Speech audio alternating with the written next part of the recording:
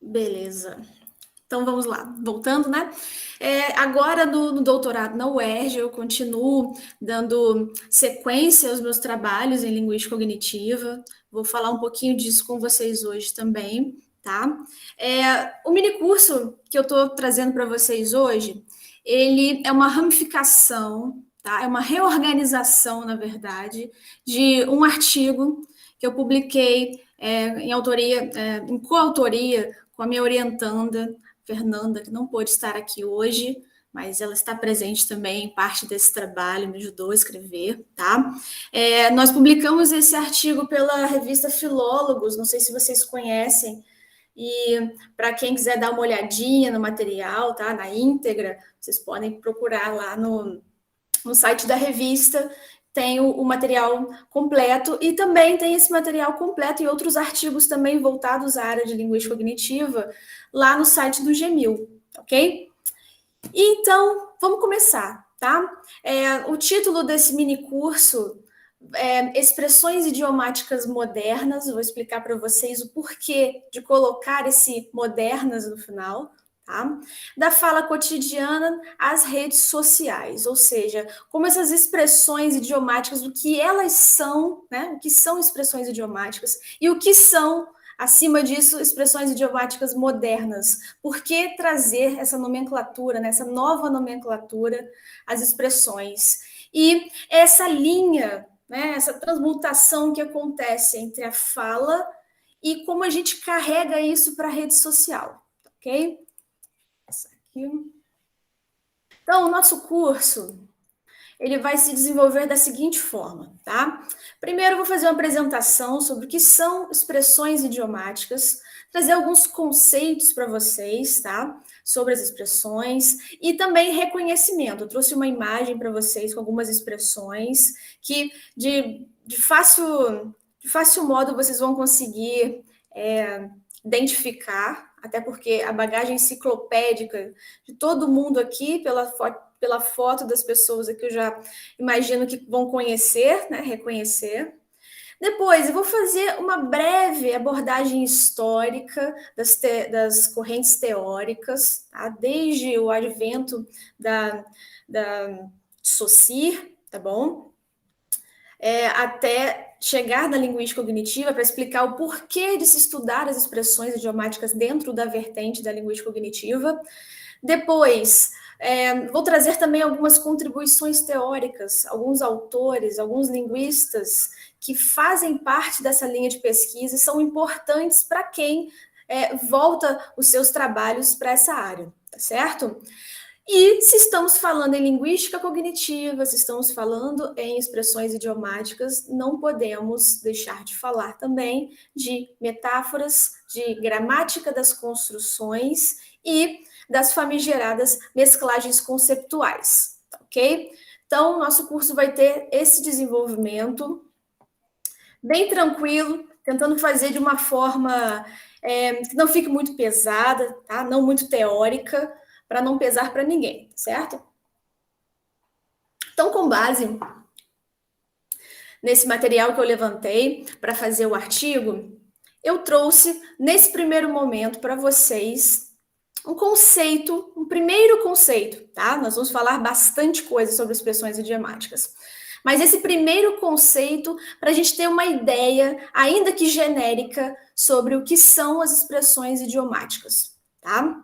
Então, acompanhem comigo aqui no segundo slide. Ó. Expressões idiomáticas são construções relativamente estáveis na língua, cuja significação é obtida pela composição de seus elementos constituintes, entendidos como um bloco único.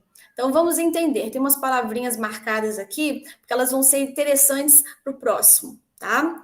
Expressões idiomáticas, tá? Construções de dentro da língua, certo? Relativamente estáveis, ok?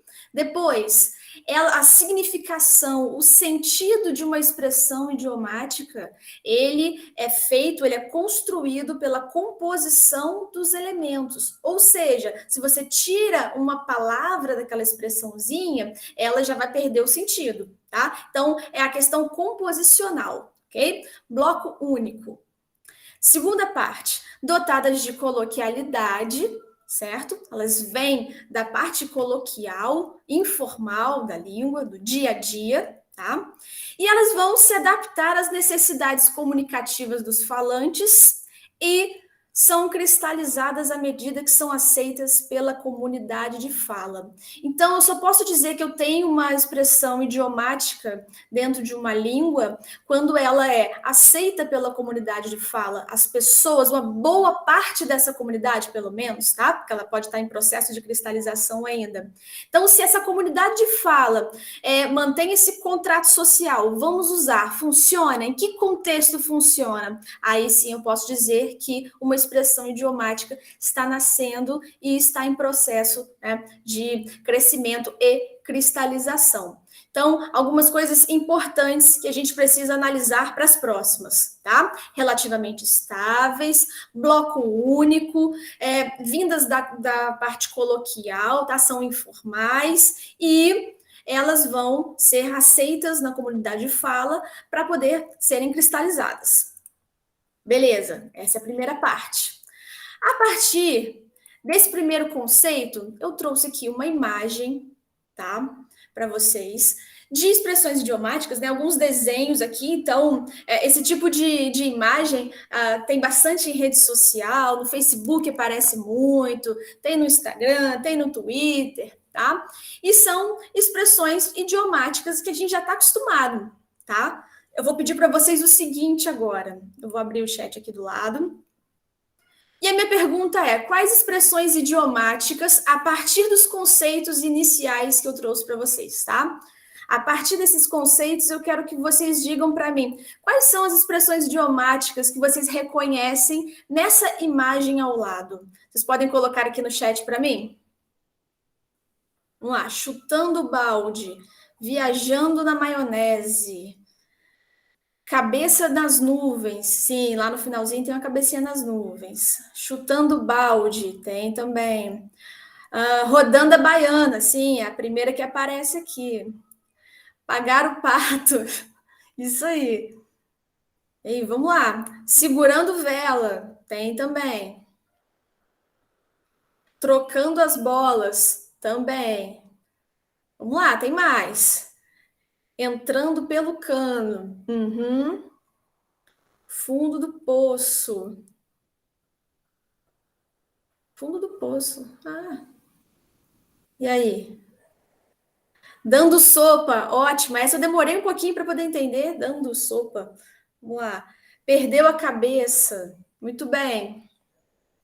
Camila falou aqui, ó, puxando o saco. Mais alguma? Dar uma mão. Ótimo.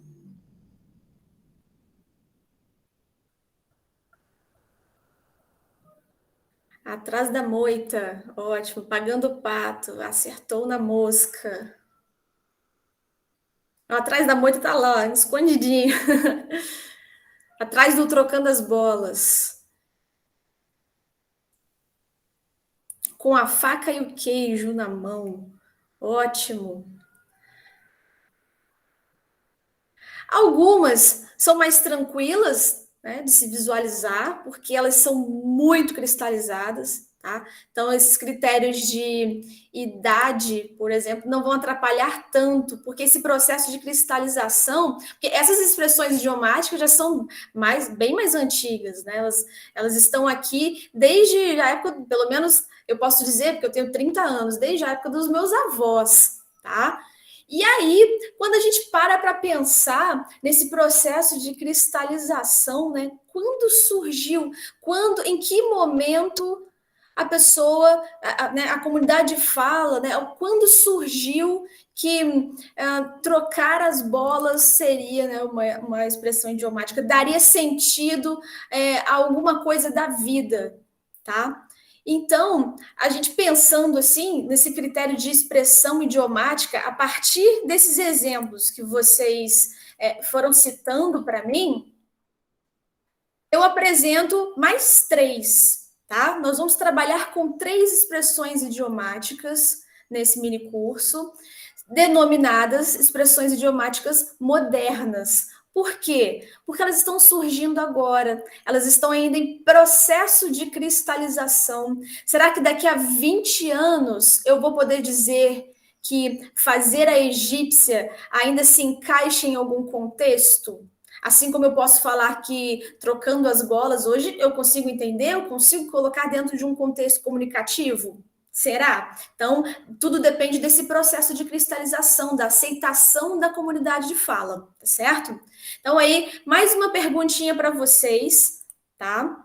Eu não sei muito bem a idade dos participantes desse curso, mas eu acredito que o critério de idade possa fazer, nesse momento, bastante diferença, tá? Depois eu vou falar com vocês sobre os resultados da pesquisa que nós fizemos. Mas eu quero que vocês me respondam aqui no chat. Alguém aí já viu alguma construção ou já usou em rede social? Aqui eu tenho 2 recortes do Twitter. O primeiro está assim, ó, meu erro é discutir ao invés de fazer a egípcia. Eu uso demais, inclusive, tá? Fazer a egípcia já faz parte da minha vida. Muito. Sabem o que significa? Sabem encaixar essa expressão idiomática dentro dos contextos. Muita coisa, né? Só a segunda. A segunda aqui é o pedir biscoito, né? A menina só entra no grupo para pedir biscoito, nunca fala nada. Vou falar mesmo, tô nem aí. Aí nós temos o pedir biscoito, tem as ramificações, o biscoiteiro, né? Ele quer biscoito, tá? Lá, biscoiteira. Isso aí, Bruno. Então, a pesquisa se deu a partir disso. Podemos dizer que essas expressões estão surgindo agora, vêm da fala, estão aparecendo muito agora nas redes sociais. Será que podemos considerá-las expressões idiomáticas? Há essa possibilidade? Porque para ser uma expressão idiomática, elas precisam seguir alguns critérios que nós vamos ver hoje. Então, a pesquisa partiu disso. Primeiro, eu procuro dentro de um corpus. Nesse caso, eu usei o Twitter, porque eu acho uma rede social bastante democrática. As pessoas escrevem o que vem à mente, certo?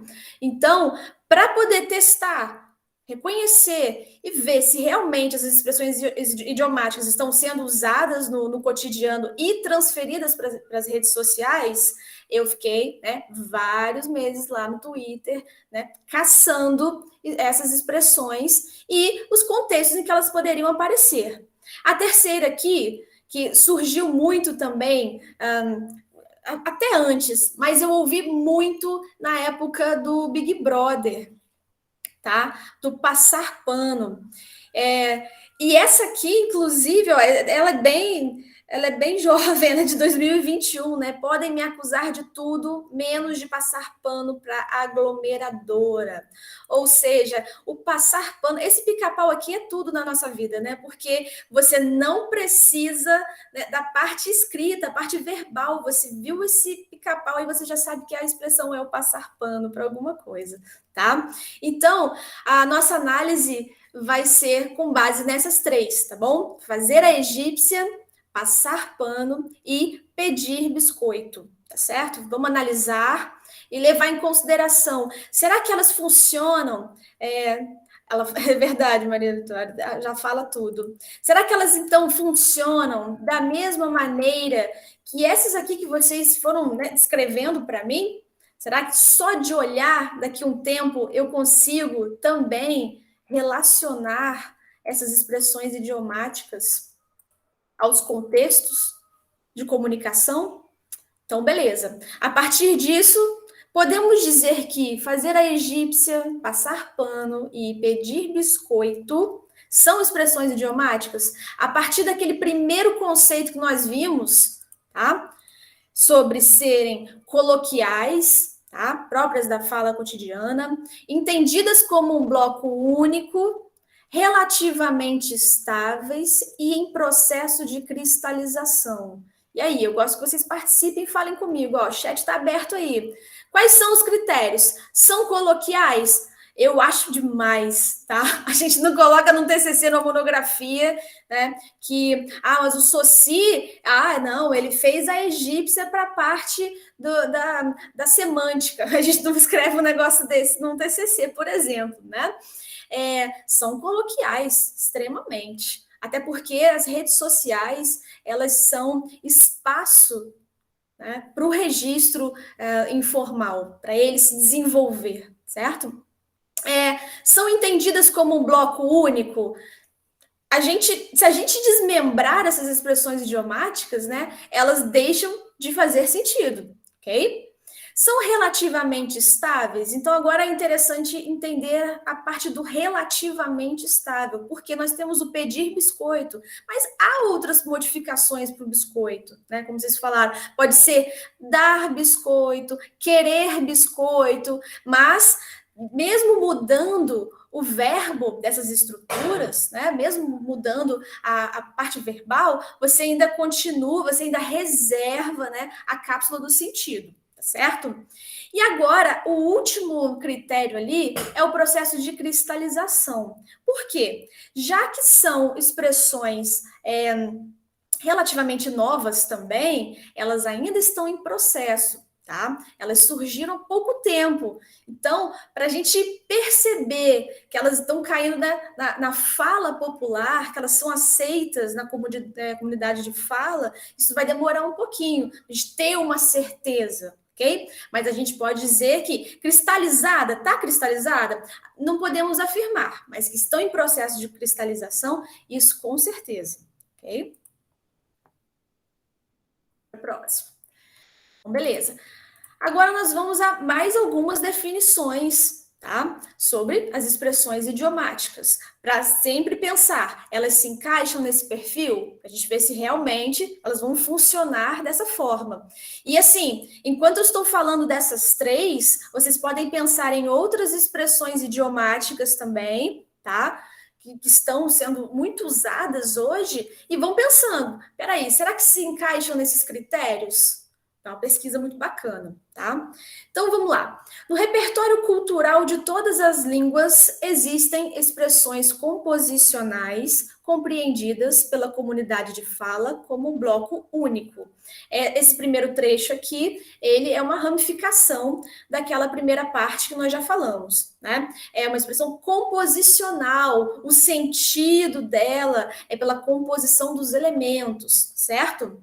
As expressões idiomáticas se formam a partir de conceitos incorporados na junção de elementos com significação global, ou seja, aquelas três palavrinhas, aquelas duas palavrinhas, elas vão ter um significado único, tá? E nessa construção, a sintaxe é totalmente neutralizada, criando uma nova estrutura e, consequentemente, um novo significado. Um exemplo, alguns verbos conhecidos como os verbos leves, tá? Eles têm a significação desses verbos, ela é esvaziada. Por quê? O que vai preencher o sentido, o que vai construir um sentido, vou explicar, Vitória. O que vai fazer o preenchimento desse sentido é o slot para objeto direto, que eu vou explicar mais para frente. É o exemplo de dar um gelo, dar uns pegas, dar um cano. Estão vendo que o verbo dar, nesse sentido, ele só vai integrar a expressão, mas o sentido mesmo vem com o objeto agregado a ele, tá certo? Deixa eu só ver aqui o que a Vitória falou. Como assim um significado único às três? Porque elas são entendidas como um todo, como um bloco único. Você não pode desmembrar uma expressão idiomática porque você não vai ter mais aquele mesmo sentido, tá certo? Elas podem ter duração efêmera, acontece muito. Essas expressões idiomáticas que vocês citaram, olhando na imagem, são expressões idiomáticas que foram cristalizadas. Mas quantas não surgiram, mas já caíram por terra porque não foram aceitas pela comunidade de fala? Tá? Então, elas podem ter duração efêmera ou podem ser incorporadas ao léxico de uma língua. tá? Que é o exemplo dessas que nós vimos agora no começo do curso. Inclusive, tem o dicionário de expressões idiomáticas, não sei se vocês conhecem, tá? Mas você pode jogar direto lá no Google, dicionário de expressões idiomáticas. Então, lá você pode procurar por afinidade, você pode procurar por palavra-chave, você pode procurar por ordem alfabética, tá? É muito interessante, porque uma expressão idiomática puxa a outra, e depois você está lá meia hora lendo e não consegue parar. É muito interessante. E essas expressões que eu estou analisando com vocês agora ainda não estão lá. Será que um dia vão chegar? Se forem cristalizadas, né? Se sofrerem o processo de cristalização, um dia estarão lá. E aí, a Ortiz Álvares, que é uma das autoras que eu pesquisei para poder fazer esse artigo, inclusive ela tem uma dissertação de mestrado muito interessante sobre expressões idiomáticas. Ela pontua que as expressões idiomáticas são um dos elementos mais pitorescos da língua, pois elas configuram um patrimônio de vozes de diferentes origens e, quando empregadas frequentemente pelos falantes, contribuem para tornar a língua um repertório fraseológico vivo, representativo da sabedoria popular. Algumas teorias linguísticas, vamos falar daqui a pouquinho sobre isso, consideravam essas expressões, porque, vamos lá, com o advento do século XX, né, com essa nova abordagem linguística, começa por Saussure, as teorias vão surgindo, né, porque Saussure percussor do estruturalismo, e a partir das ideias dele surge o estruturalismo, depois o gerativismo, né, as teorias que vão em sequência linear, né, no campo dos estudos linguísticos. Então, se a gente pensa que essas primeiras teorias não levavam muito em consideração o que era irregular na língua, tá? Então, tem um estudo da Lilian Ferrari, não sei se vocês conhecem, ela é brilhante, ela é de linguística cognitiva também. Tem um estudo da Lilian Ferrari que ela diz o seguinte, que nessas vertentes tradicionais, né, racionalistas, as expressões idiomáticas eram consideradas restos de léxico. Ou seja, era o que sobrava, o que não dava para você analisar, trazer, né, num sistema bonitinho, arrumadinho, era aquele lixo, né? É o resto, é o que sobra do que não dá para a gente organizar dentro de um sistema, tá? E aí, a partir de 1980, né, com o advento da linguística cognitiva, nós temos aí vários autores que param para pensar, mas não é assim, não é bem assim que vai ser. Como a gente precisa analisar também isso. É muito vivo, tá? Na língua, essas expressões elas funcionam dentro de um repertório de uma comunidade, então elas merecem também um crédito e um estudo a partir disso. E aí nós temos as gramáticas, né, de construções, e vamos falar mais para frente. Então, nós temos todo um repertório representativo da sabedoria popular. E toda língua vai ter expressão idiomática, tá? É até engraçado, não sei, o pessoal aqui que estuda inglês também, as expressões idiomáticas deles vão representar, né, os reflexos da cultura, da história deles. Aqui no Brasil, mesma coisa, porque fazer a egípcia tem todo um sistema, tem todo um processo cognitivo, uma base de experiência, uma bagagem enciclopédica por baixo, né, submerso à produção de uma expressão idiomática. Ela não nasce do nada, certo? Então, nessa segunda parte do curso, nós vamos fazer um apanhado histórico. Bem rápido, tá, gente? Não vou entrar muito em detalhes. E hoje de manhã foi muito interessante. Hoje de manhã foi muito interessante, porque nós tivemos as palestras, né? Primeiro com o Azeredo, muito interessante a fala dele, né? Ele falou das conjunções, das possibilidades significativas. Depois o André Valente também, que falou do sintagma binominal, muito interessante também, gostei muito da palestra dele, pena que foi muito rapidinho, né? E depois a Maria Aparecida, que também falou sobre semântica, falou sobre pragmática, falou sobre análise do discurso. E pensando na fala da Maria Aparecida, eu vou fazer um link com essa primeira parte aí do Saussure, que é muito interessante, porque o Saussure, a partir dele, né, porque ele foi o fundador da linguística moderna, né, então a partir dele surgiu uma ciência. Olha só que interessante. O cara novo, né, morreu tão jovem, coitado, né, poderia ter vivido muito mais. O cara novo que fundou a linguística moderna. Mas para Saussure, né, o que seria, o curso, na verdade, o curso dele foi lançado, né, póstumamente pelos alunos, inclusive. Então, algumas pessoas ainda fazem um pouco de confusão no sentido de onde colocar Saussure dentro dos estudos. Onde está Saussure? Ele é estruturalista? Não, o Saussure não é estruturalista, tá? Ele vai fazer a apresentação, é ele que vai iniciar o sistema de pensamento que vai ser desenvolvido no estruturalismo, tá? Então, o que eu tenho aqui? Eu tenho 3 pontos para falar sobre o Saussure nesse apanhado, né, desse pequeno apanhado histórico que eu montei para vocês. O primeiro é que ele foi o fundador, né? O segundo é que o Saussure entendia a língua como um sistema. O que significa, né?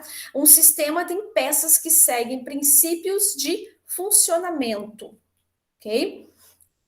Dado isso, Saussure traz a questão também, a noção de valor dos signos linguísticos que nós conhecemos e sabemos usar. Inclusive, tem até a metáfora do xadrez, porque essa questão de valor ela é muito interessante, principalmente para a metáfora do xadrez, porque você está jogando xadrez e o seu cavalo, né, a pecinha que representa o cavalo, ela quebrou. Mas você não vai parar o seu jogo porque essa peça está quebrada, certo? Então você vai pegar uma tampinha de garrafa e colocar no lugar da peça do cavalo. O fato de trocar a peça, o material, não vai interferir em como essa peça vai ser jogada. Então, se um cavalo ele anda em L no jogo de xadrez, essa peça que está representando o cavalo, tá? Que é diferente, não é mais a representação daquele cavalo, é outra peça. Ela, como está em posição de cavalo, ela vai funcionar. A noção de valor dela vai ser daquela forma. Tá? Então, era assim que Saussure pensava na língua. É um sistema, ok? E essas peças vão seguir a princípios de funcionamento. Nesse caso, na língua, nós temos a língua como um sistema, ok? As palavras vão seguir esses princípios de funcionamento. Beleza. A partir das ideias do Saussure, cria-se, então, a teoria linguística do estruturalismo, ok? A partir dessas premissas, né, do Saussure, nós temos o estruturalismo, que ele começa, né, a partir do curso de Linguística Geral, publicado em 1916 pelos alunos do Saussure, tá? Porque ele morre em 1913 e o curso ele é publicado em 1916.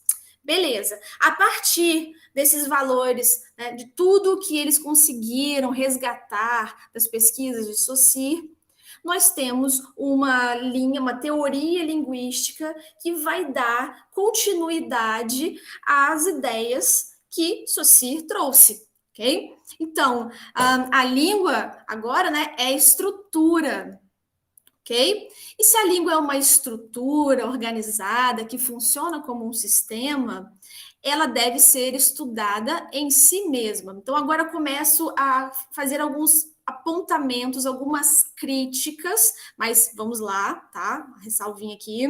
Algumas críticas para essas. Eu trouxe essas teorias, né, nesse apanhado histórico, só para poder explicar para vocês o fato de por que eu estudo as expressões idiomáticas dentro da corrente cognitivista, porque não daria para estudar em nenhuma outra antes dela, tá ok? Então, só para fazer esse link, esse contraponto entre as teorias que a precederam, certo? Só que dentro do estruturalismo, tá? Inclusive a professora Maria Aparecida hoje falou uma coisa muito interessante, né? Porque o Saussure ele não simplesmente ignorou os fatos semânticos, não, porque quando ele fala que a língua deve ser estudada em si mesma, tá? Sem esse laço natural com a realidade, a gente pensa, nossa, é bastante artificial. Mas a ideia dele, né, ele se justifica muito bem. Ela colocou uma citação dele muito interessante.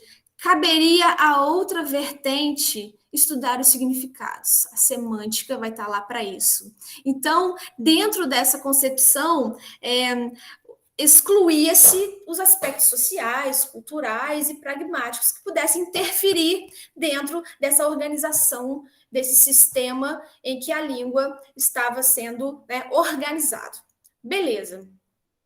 E aí, nós temos aqui quais são os autores, né, os linguistas que formularam alguns estudos dentro do estruturalismo, né, os linguistas que saíram do círculo, né, faziam parte do Círculo de Praga, os alunos, tá? Os alunos do próprio Saussure, né? Jacobson, por exemplo, também era de vertente estruturalista.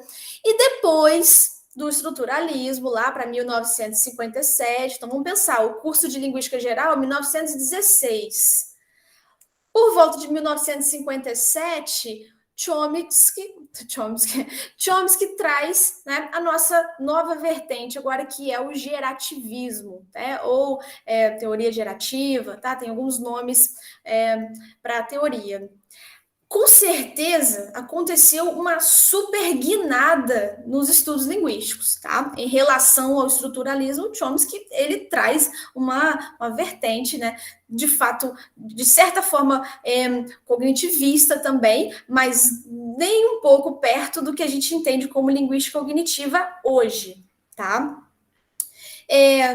Dentro desse sistema do gerativismo, como a língua era pensada, como ela se estrutura, como ela é organizada, tá? Por meio de um modelo matemático, algorítmico, né? Todo mundo que já ouviu falar no Chomsky, no gerativismo, sabe que a palavra algorítmico, sistema matemático, sempre vai estar, né, em algum texto. Então, o funcionamento da língua era com base num sistema algorítmico.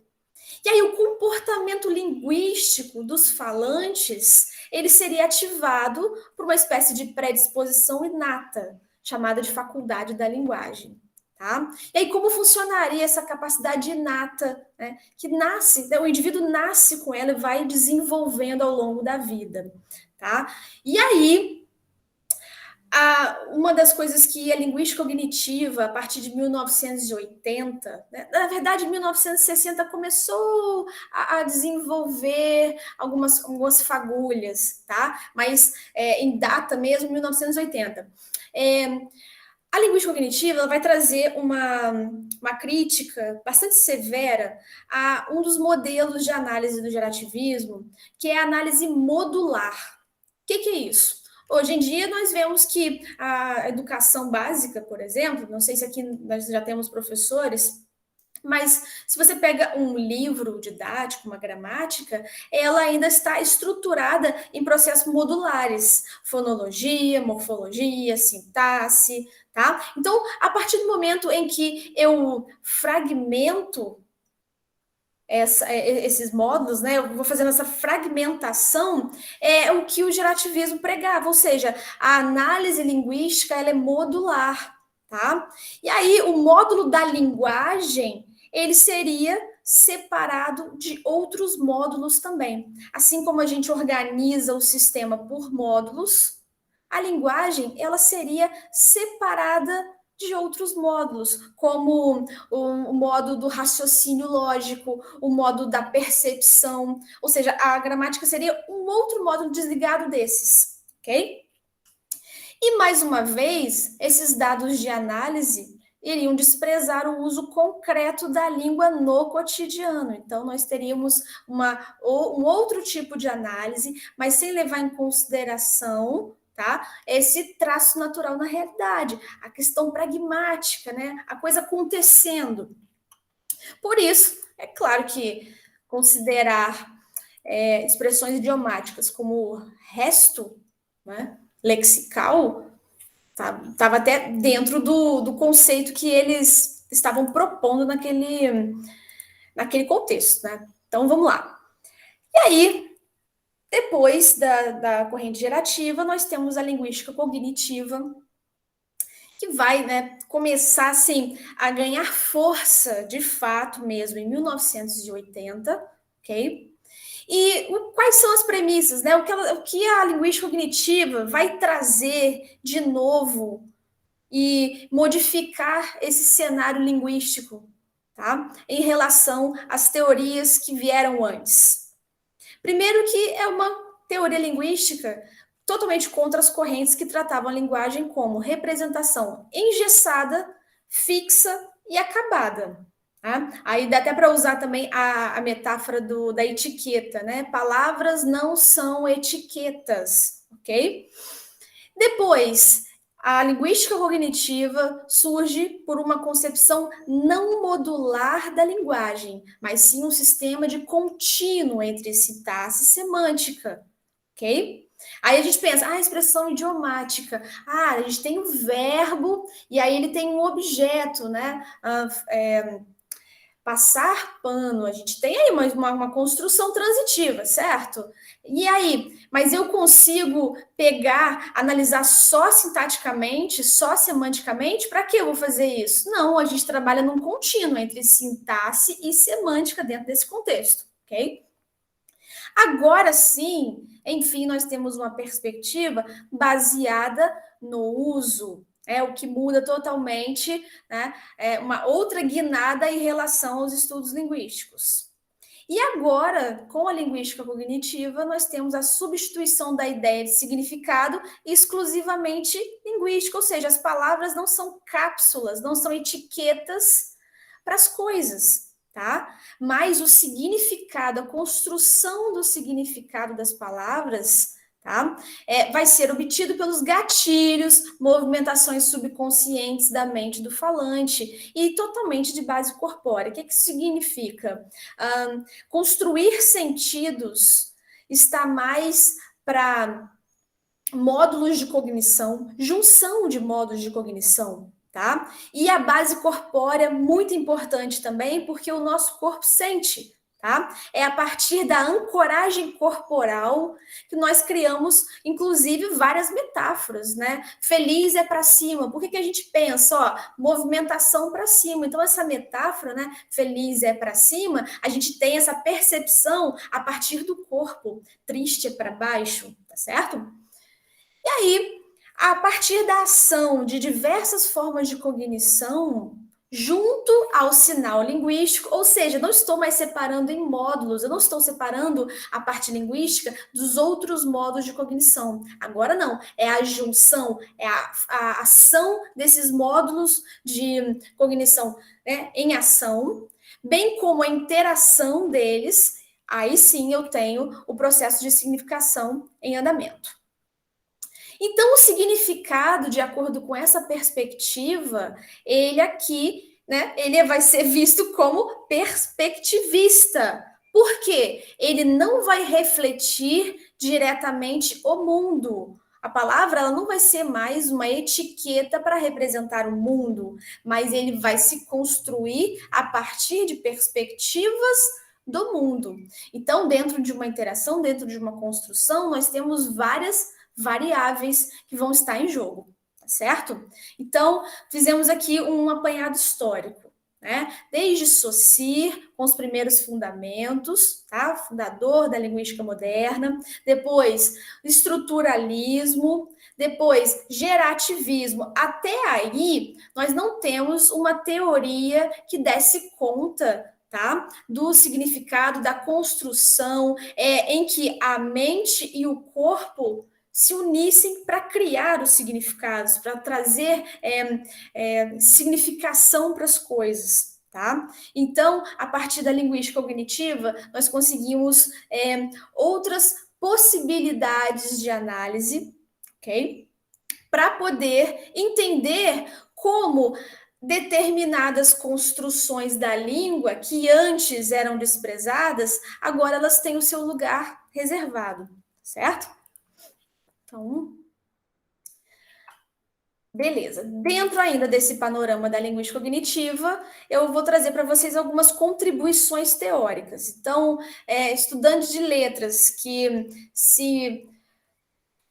goste dessa linha de pesquisa, né, que se entenda com essa área de pesquisa e quer escrever algo sobre isso, né, o TCC ou algum outro trabalho, quer escrever um artigo, mas a quem eu recorro? Quem são, né, os estudiosos, os linguistas que fazem parte dessa linha de pesquisa? Né? Então, eu separei alguns aqui, né, que são os nomes mais representativos para a linguística cognitiva. É claro que são muitos, né? Não teria como eu trazer no curso todos os autores em que eu já pesquisei em todos esses anos. Mas esses aqui foram fundamentais nesse processo, para entender os fundamentos, as teorias, tá? Da linguística. Os dois primeiros, tá? São Lakoff e Johnson. Eles escreveram metáforas da vida cotidiana, mas o Lakoff e o Jones já tinham outras obras publicadas, porque eles eram da corrente gerativa, tá? E a partir da insatisfação sobre esse tipo de análise modular é que, né, eles trouxeram a linguística cognitiva, a questão da semântica cognitiva, que mais para frente um pouquinho virou a linguística propriamente dita. Mas dentro desse livro, Metáforas da Vida Cotidiana, que inclusive hoje é bastante difícil de encontrar em versão em língua portuguesa, então é um pouquinho mais difícil.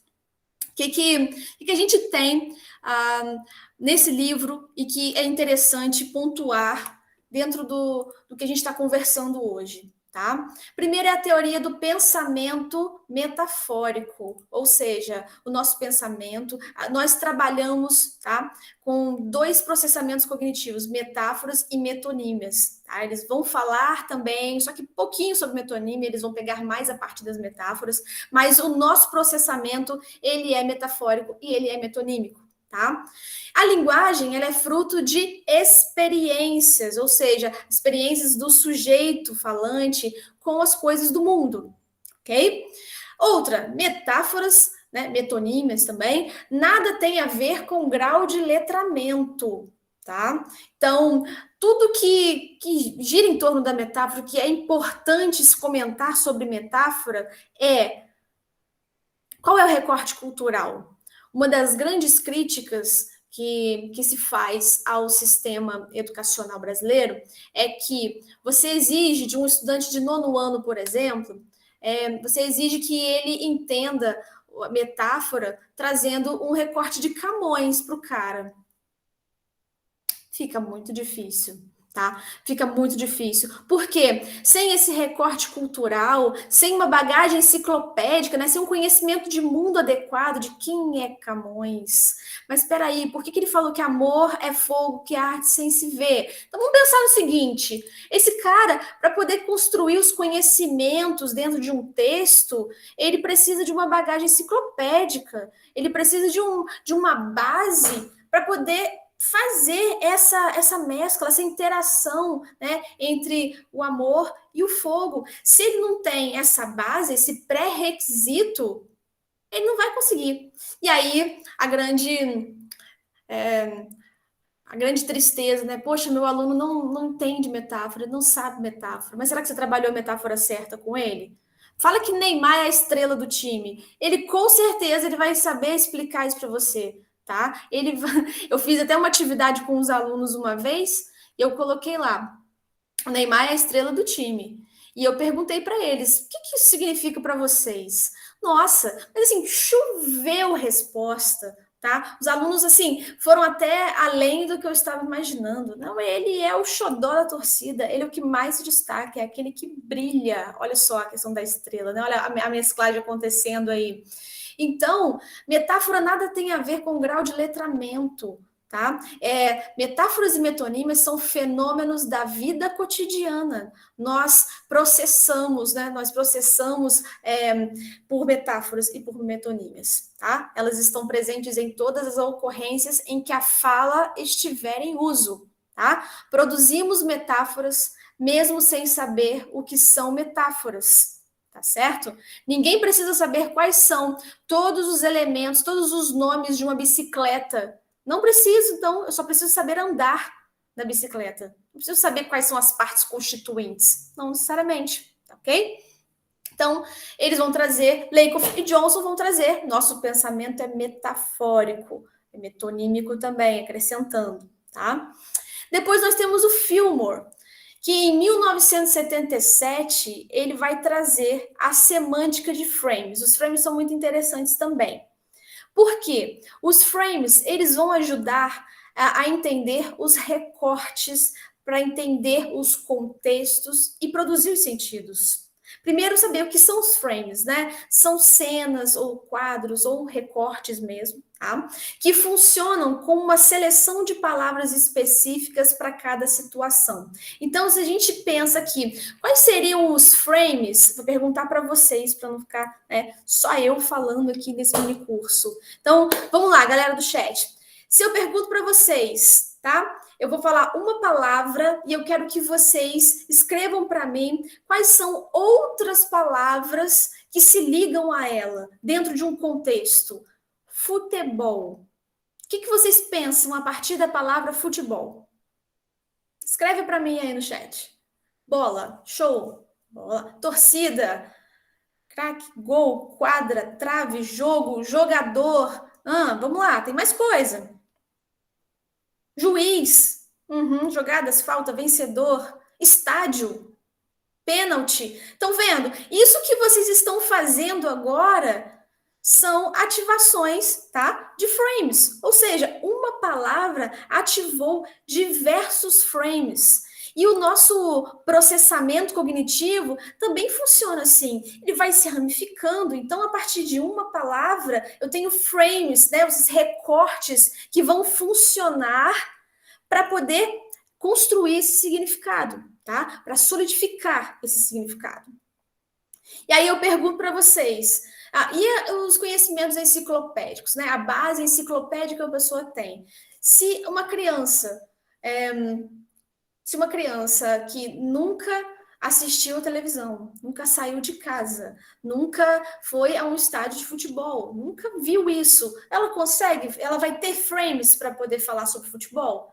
Não. Então, conhecimento enciclopédico é muito importante para a construção de sentidos. Em sequência aqui, mais alguns, né? Nós temos o Langecker. Lá em 1987, estão vendo que as obras vão começando a surgir nessa faixa aí, ó, entre o finalzinho do gerativismo, tá? Entre 1960 e a partir de 1960, né? Em 80 já temos aí linguística cognitiva. Tá? Então, ali 87 já é uma obra que se encaixa dentro da vertente. Deixa eu ver aqui, vamos lá. Que a Vitória falou aqui, podemos dizer que isso está relacionado à nossa internalização da construção a partir da vivência da sociedade? Isso o quê? Faltou a referência aí, porque eu já falei 30 coisas. Reformula para mim aí, Vitória, por favor, porque eu te respondo. Os frames. Ah, sim, sim. Porque assim, olha só, os frames eles estão internalizados. A partir do momento que você tem o contato, você já internaliza.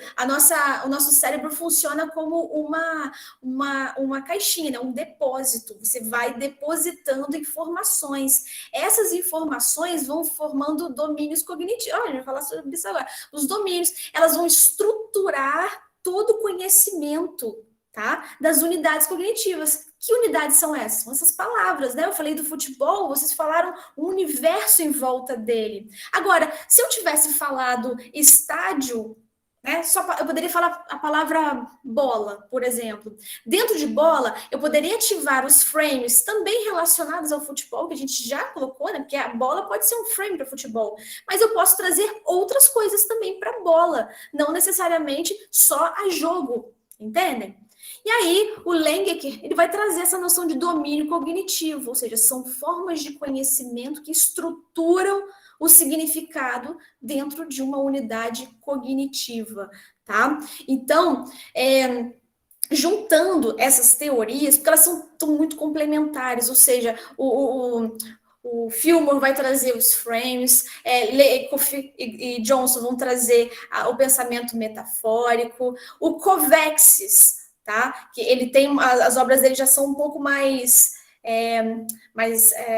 mais próximas de nós, né? Esse aqui que eu trouxe para você é de 2005, que é do livro Metáforas na Cultura, o próprio nome já diz, né? E ele fala como que a metáfora está na cultura, porque o nosso pensamento é metafórico. Para poder construir sentidos, nós estamos conectados a vários aspectos culturais, sociais, históricos, geográficos e até mesmo individuais, tá? Contextuais, todos esses aspectos vão se ligar na construção dos sentidos.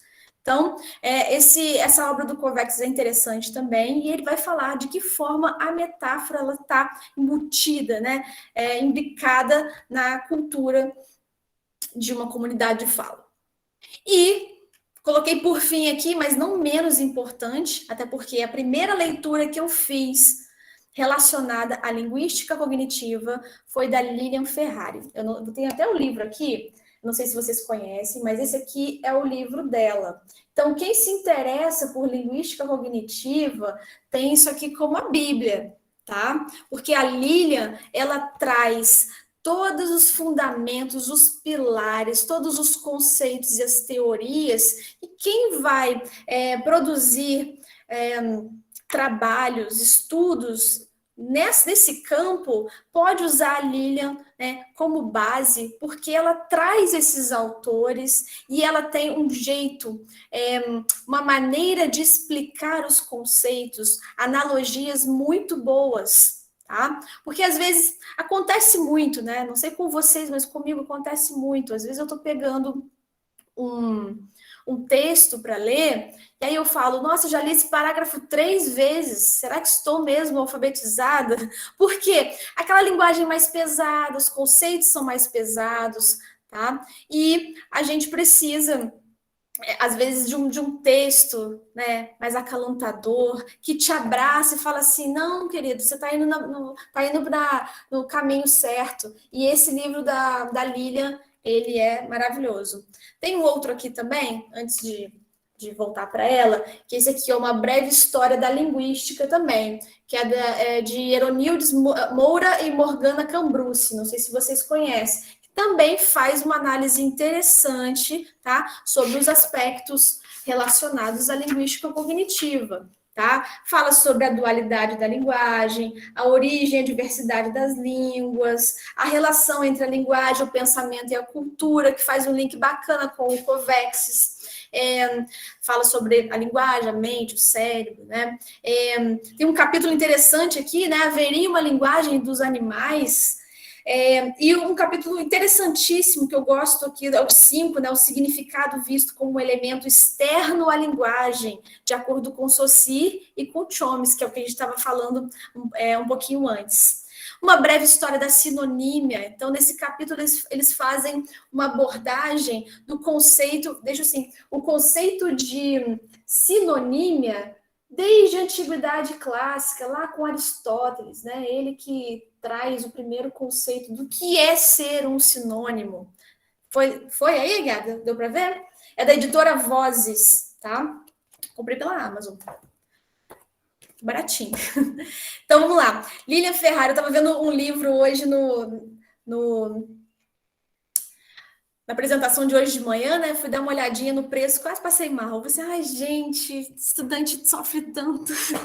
Então, voltando à Lilian Ferrari, o que nós temos aqui de contribuições, né? São várias contribuições. Ela traz essa introdução à linguística cognitiva, ou seja, por quê? Como começou a linguística? Por quê? Pela insatisfação de linguistas, né, dentro do modelo gerativo. Ah, não, essa análise aí baseada em módulos separados, você não está dando, não. Vamos pensar aqui que para poder explicar um fenômeno linguístico, eu não posso, por exemplo, explicar um fenômeno voltado à sintaxe, eu não posso usar a semântica, então, para poder explicar um fenômeno desse? Não, não poderia, porque lá a separação por módulos. Agora, não, esses linguistas pensando, não, a gente pode trabalhar numa espécie de contínuo. Isso funciona, e nós vamos ver, tá? E aí, a Lília vai trazer esses pilares fundamentais da linguística cognitiva, falar sobre metáforas, metonímias, explicar que são processos cognitivos próprios, né, do ser humano, e vai trazer também esse novo olhar para a metáfora, né, quebra desses paradigmas tradicionais. A metáfora não é linguística, tá? Ela é conceitual, ela está no nosso processamento cognitivo. Beleza. Recapitulando, então, esse panorama que fizemos. Quais são as reflexões, então, a partir de cada linguista que eu citei aqui? Que a gente pode dizer, trazendo uma frase para cada um, ok? O nosso pensamento é naturalmente metafórico. Quem trouxe isso? Lakoff e Johnson. Tá? Metafórico e metonímico também, tá? Porque há muita metonímia na metáfora. Porque a metáfora, ela está na nossa cultura e ela é fruto das experiências. Aí o Covaxis aparecendo, né, nessa frase. Cada indivíduo armazena em seu aparato biológico mental, ok? Esqueletos, estruturas que vão estruturar o significado das unidades linguísticas, são os domínios cognitivos, tá? São estruturas que vão guardar esse significado. Esses esqueletos, né, estruturas, em cada contexto, em cada situação, eles vão ser ativados. Então, vamos pensar, todos os conhecimentos que eu tenho sobre futebol. Vamos lá, vamos falar domínio futebol. Tudo que eu sei sobre domínio futebol. Como vocês mostraram para mim os conhecimentos, né, sobre o futebol? Pelos frames, ou seja, eles vão ser ativados junto com os recortes de palavras específicas. Então, todas essas palavras que vocês foram jogando aí no chat foram o quê? Foram esses recortes que já estão unidos a um domínio que todo mundo aqui já tem armazenado aqui na mente, no aparato biológico mental, certo? A partir disso, nós temos, né, a criação de uma grande cadeia de significados, né? Pense mesmo, aquela cadeia mesmo, porque um ponto pode chamar outro. Então, se eu falei de futebol, vocês falaram bola, mas de bola eu posso criar, né, outras ramificações tranquilamente. E assim, esses significados são compartilhados e muito bem compreendidos dentro de uma determinada comunidade de fala. Então, vamos lá. A criação do significado, ela depende de um contrato social da comunidade de fala. Então, é por isso que eu digo, uma expressão idiomática, ela só pega, né? Vou usar bem informal, uma expressão idiomática, ela só pega, ela só cristaliza se a comunidade de fala aceitar. E vários, né, fatores estão envolvidos nisso.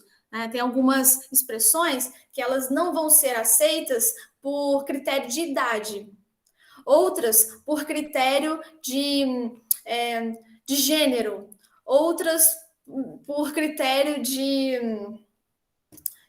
critério geográfico, por exemplo. tá? Então, são os critérios que podem estar envolvidos na criação de uma expressão idiomática, beleza? Gente, até essa parte aí, né, do apanhado histórico que eu fiz e das reflexões sobre os teóricos. Tá tranquilo para a gente continuar? Se vocês quiserem fazer uma paradinha de 5 minutos para tomar uma água também, vocês podem falar, tá?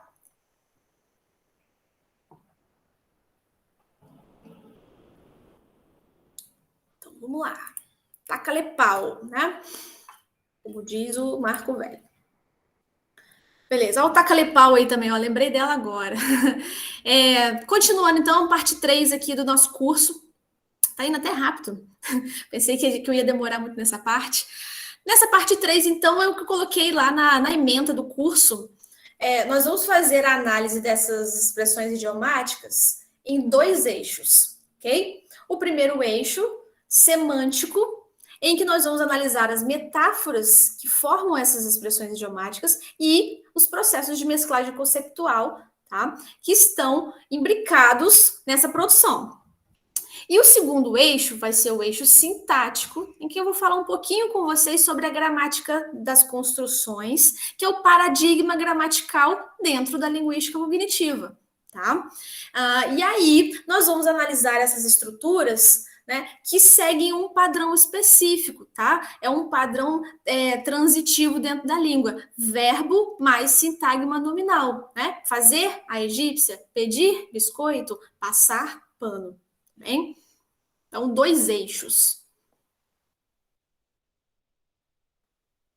Trouxe aqui, então, como título, análise semântico-estrutural das expressões idiomáticas.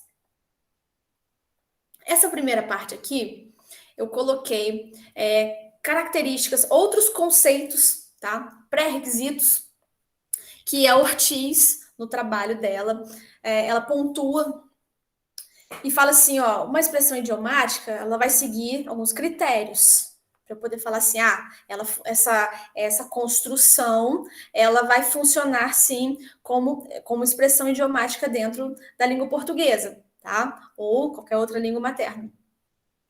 E aí, quais são os critérios que ela, né, estabeleceu para a gente poder falar assim, beleza, essa expressão idiomática aqui, ela segue esse critério, segue esse, não que necessariamente precise seguir todos, tá? Então, eu coloquei os pontos que ela trouxe. Primeiro deles é a pluriverbalidade. Só palavrinha bonita, né, gente? O que é a pluriverbalidade dentro de uma expressão idiomática?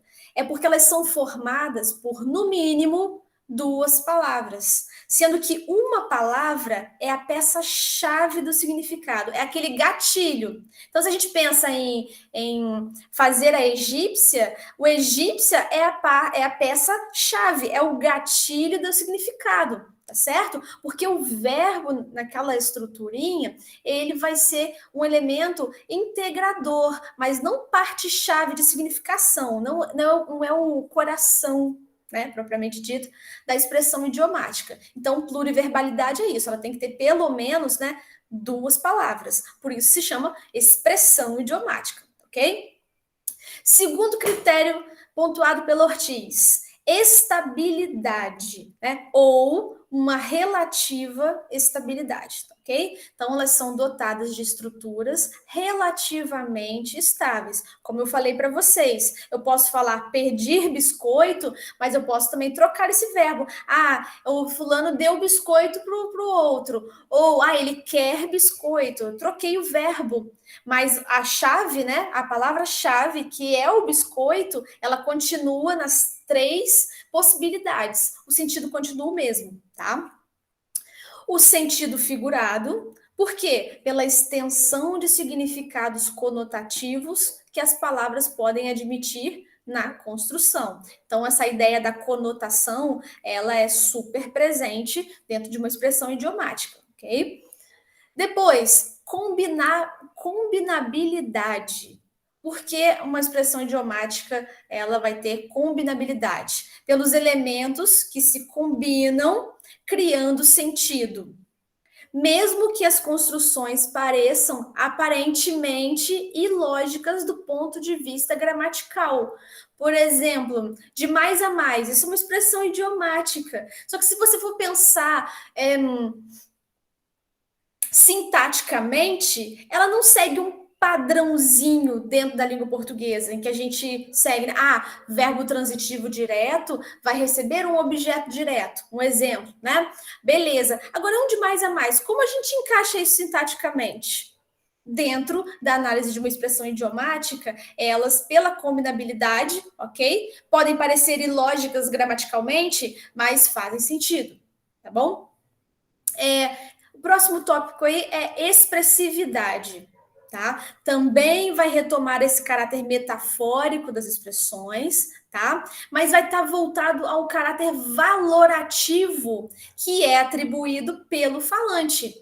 Então, quando você fala que você vai fazer a egípcia, esse caráter valorativo, ele é subjetivo, ele vai sair do falante que está pronunciando essa expressão naquele momento de comunicação, ok? Depois, a Ortiz vai dizer que a expressão idiomática também é dotada de convencionalidade. Essa, desde o comecinho já estou falando com vocês, né? Elas são estabelecidas socialmente, ou seja, precisam ser aceitas pela comunidade de fala. Se a comunidade não adota aquela expressão idiomática, ou melhor, determinada construção, ela não vira idiomática, tá certo?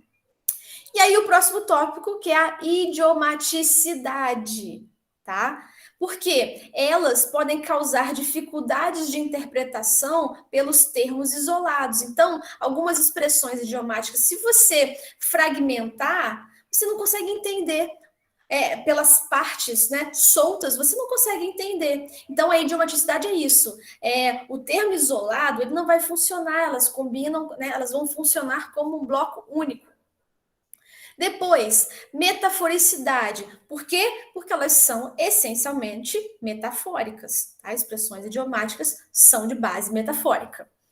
Opacidade, essa é interessante. E a opacidade, ela tem a ver com a idiomaticidade, ou seja, quanto mais opaca, mais idiomática. Quanto mais você precisa explicar a expressão idiomática, mais opaca ela é.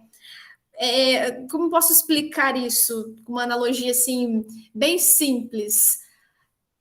A expressão idiomática meio que a gente sente. Às vezes a gente não sabe explicar o que é essa, né? Explicar em outras palavras o que é a expressão. Às vezes a gente só sabe usar essa expressão, né? Até pesquisar sobre, né, a etimologia das palavras ou como surgiu a expressão, qual é a base dessa expressão, até então a gente só sabe usar. Então a opacidade está envolvida nisso. E, por fim, a Ortiz vai dizer que elas também são formadas por fixação. Tá? São variações, modificações que somente serão aceitas pela comunidade de fala quando não interferirem no significado. É aquele critério do, eu posso trocar o pedir biscoito por querer biscoito. A comunidade de fala aceita? Sim, então ok. Beleza? Esses foram os pontos apontados pela Ortiz, tá? Então, a expressão idiomática vai ter todos aqueles pontos que nós vimos. Só que numa relação também, dentro da gramática das construções, o Fillmore, que eu já mencionei, tá? Já falei sobre ele que é da semântica de frames, tá? Mas em outros trabalhos também, junto com o Kay e o Connor, eles vão trabalhar também esse paradigma das expressões idiomáticas dentro da gramática das construções, que é a versão, né, da gramática dentro da linguística cognitiva. E eles também vão trazer pontuações, né? E vão dizer o seguinte: as expressões idiomáticas também vão seguir determinados parâmetros. Não só aqueles parâmetros que a Ortiz já pontuou, eles vão acrescentar aqui. Então, o quê? Na verdade, eles primeiro acrescentam, né? A Ortiz vem depois. Elas podem ser decodificáveis ou codificáveis. O que é isso? tá? Expressões idiomáticas codificáveis, elas não precisam de uma experiência prévia, elas são convencionalizadas. No livro da Ferrari, inclusive, ela traz o exemplo da carta de motorista. Em São Paulo, né, usa-se carta de motorista. Aqui no Rio, a gente usa o quê? Carteira de motorista, carteira de habilitação. Então, para esse tipo de expressão idiomática, você não precisa de uma experiência prévia, tá ok? Se a pessoa fala para você, de primeiro momento você já entende. Agora, a expressão idiomática decodificável, ela vai precisar de um contexto. O fazer a egípcia, por exemplo, muita gente que eu fiz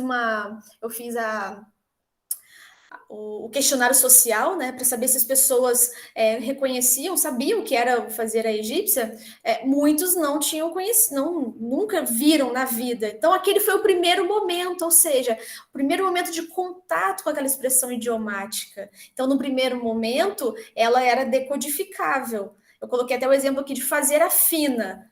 Você precisa de um contexto. No primeiro momento, né, todo mundo, no primeiro momento, vai ter o contato com a expressão e vai falar assim, não entendi não. Mas a partir do momento em que eu tenho contextos dessa expressão acontecendo, você vai começando a ativar. Ah, tá, então fazer a fina é isso, fazer a egípcia é aquilo, certo? Então, elas podem ser gramaticais ou extragramaticais. O que significa? Elas são gramaticais quando elas obedecem às regras gramaticais de uma língua. Ou seja, eu tenho ali, perdeu as estribeiras. É uma expressão idiomática, já até um pouquinho antiga, tá? É da mesma linha daquelas primeiras que vocês pontuaram para mim no começo do curso. Então, perdeu as estribeiras, segue, né, a regra gramatical da língua. Tem uma estrutura transitiva ali também, né? Um verbo, né, perdeu, verbo transitivo direto, e tem um complemento ali, as estribeiras, um objeto. Beleza. Agora, eu tenho também as expressões idiomáticas extragramaticais, que elas não seguem necessariamente um padrão gramatical, uma regra gramatical. O de mais a mais funciona dessa forma, tá? É uma expressão idiomática? Sim, ela entra também em outros parâmetros pontuados pela Ortiz. Ela só é extragramatical, mas tudo bem. E é sobre isso e tá tudo bem, tá ok? Substantivas e formais. As substantivas, elas funcionam quando o preenchimento das posições, né, são previstos com itens lexicais específicos. O que significa? Ó, entornar o caldo. Quando a gente pensa nessa estrutura, pensa no verbo entornar. Agora, pensa no objeto que vai complementar o sentido do verbo entornar. Eu tenho um item lexical específico para esse preenchimento, ok?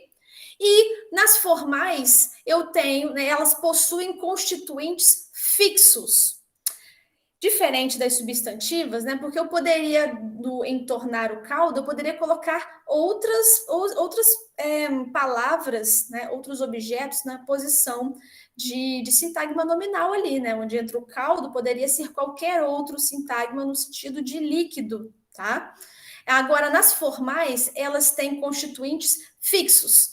O que significa? Quando a gente usa o quanto mais, né? Não lava a louça, quanto mais cozinhar. Então, para usar esse quanto mais, eu tenho uma estrutura, um constituinte fixo para aquele determinado contexto, para aquela determinada sentença, tá?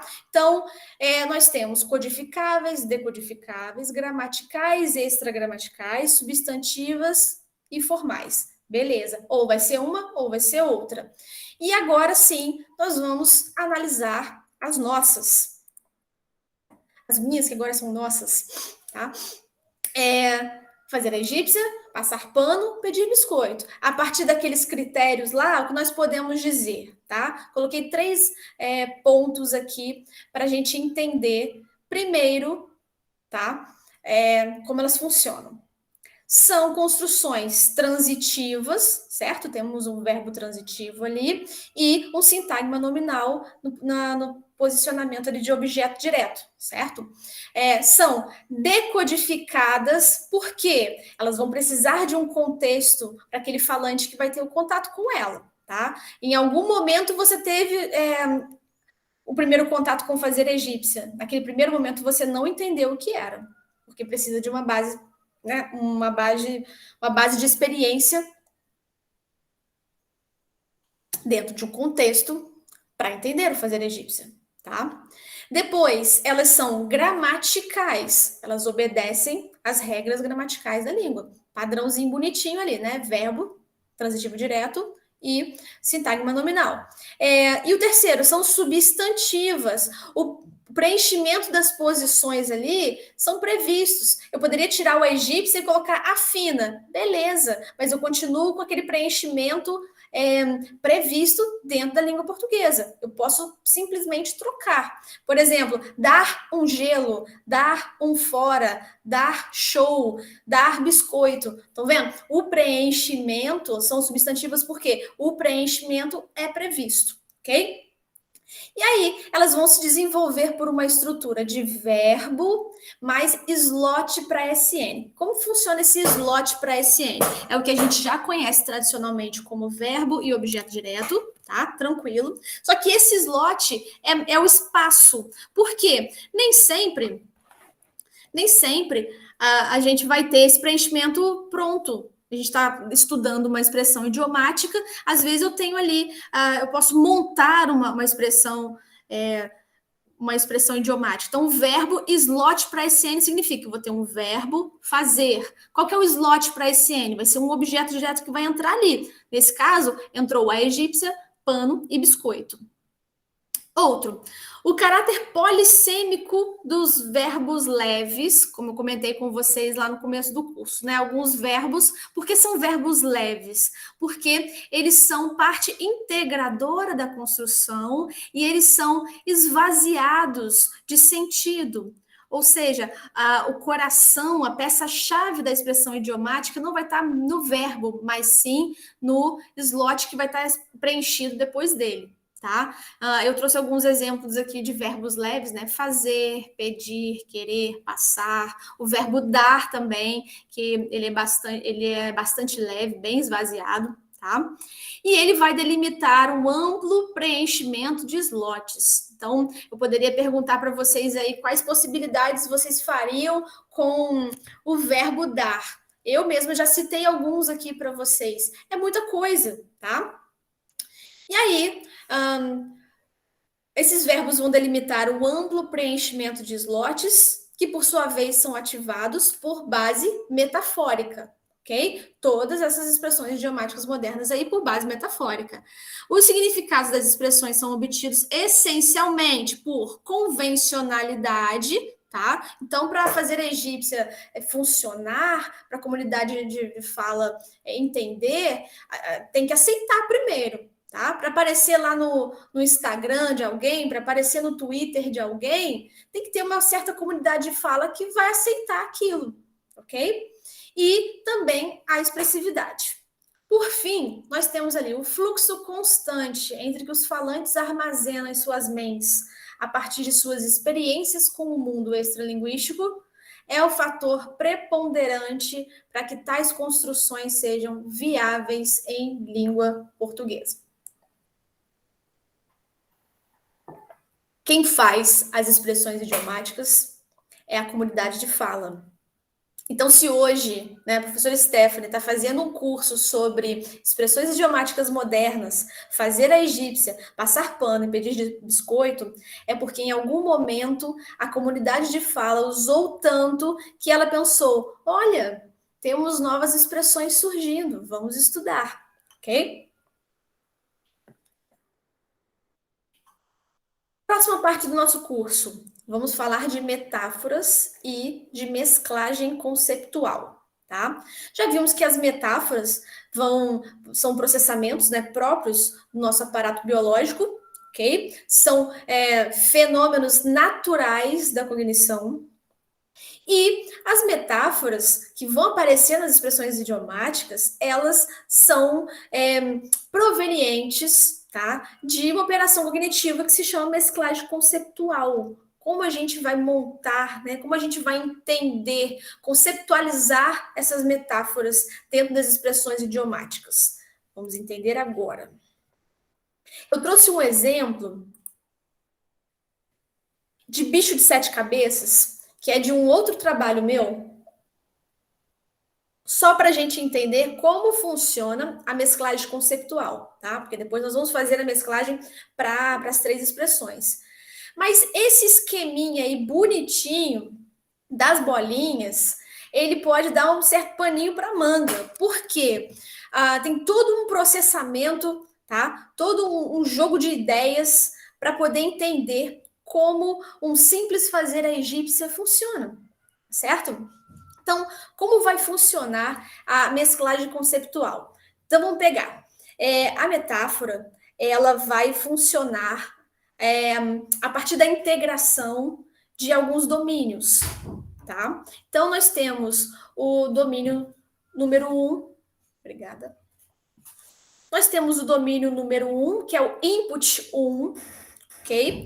Tá desse lado aqui do lado esquerdo de vocês, tá? Input 1, que ele é o domínio chamado fonte, tá? O domínio fonte, ele é mais voltado às experiências culturais do falante. É aquela informação que você tem armazenado na sua mente, por todas as coisas que você já viu, que você já teve experiência, desde quando você nasceu até o momento presente. Então, esse input 1 no processo de mesclagem, tá? Ele está voltado às experiências. Ele é a fonte. Depois, projetando para o input 2, ele é o input alvo, tá? Então, é o domínio alvo. Esse domínio alvo, ele é voltado a quê? A experiências do momento de fala. Então, você vai analisar o input 2 a partir do contexto em que aquela frase, aquela expressão idiomática foi empregada naquele momento. Então, vamos lá. A fonte é sua experiência, sua bagagem, né? Experiencial, sua bagagem enciclopédica, que vai projetar no 2, no input 2, que ele é voltado ao momento de fala, aquele contexto em que a expressão foi utilizada. A partir da projeção desses dois domínios, nós temos o espaço genérico, logo acima. O espaço genérico, ele vai fazer o quê? A fusão, a integração de pontos que nós temos em comum. Opa! Ana Beatriz. Opa, vamos lá. A partir da projeção, então, desses dois domínios, nós temos o espaço genérico, em que ele vai agregar pontos em comum, tanto no input 1 quanto no input 2, tá? O que foi em comum entre eles. Por fim, no espaço mescla, que é o último, lá embaixo, tá? Nós temos, então, a metáfora criada. Bem, então vamos pensar na palavra, né, bicho de 7 cabeças. Em bicho de 7 cabeças, nós temos no input 1, né, no input fonte, o domínio animal, porque quando a gente pensa em bicho de 7 cabeças, quanto às experiências de vida, ó, tem até uma imagem aqui de um bicho de 7 cabeças, aqui, ó, 7 cabecinhas, tudo mais. A gente dá um trabalhozinho para poder enfrentar um monstro desse. Então, dentro desse domínio animal, que é a minha experiência de vida, o que eu posso dizer? Um bicho de 7 cabeças é um ser de grande porte, tá? É um animal que tem ligação com as criaturas mitológicas. Beleza, posso dizer isso. Aquelas 7 cabeças, né, dão a ideia de um esforço muito grande para poder derrotar esse animal, beleza? Tudo isso eu tirei da minha bagagem, da minha experiência de mundo. Show! Agora eu venho aqui para o input 2, domínio voltado à experiência concreta em que a frase bicho de 7 cabeças foi empregada. Esse exercício de matemática, esse exercício de português aqui é um bicho de 7 cabeças, hein? Vamos pensar nesse contexto. Foi nesse contexto de fala em que a pessoa usou bicho de 7 cabeças. Aí a gente pensa, língua portuguesa, né? Conteúdo complexo da disciplina de língua portuguesa. Tô dentro da experiência concreta do momento de fala. Também pode ser uma dificuldade de entender o funcionamento de metáforas, por exemplo, se eu estiver falando disso, tá?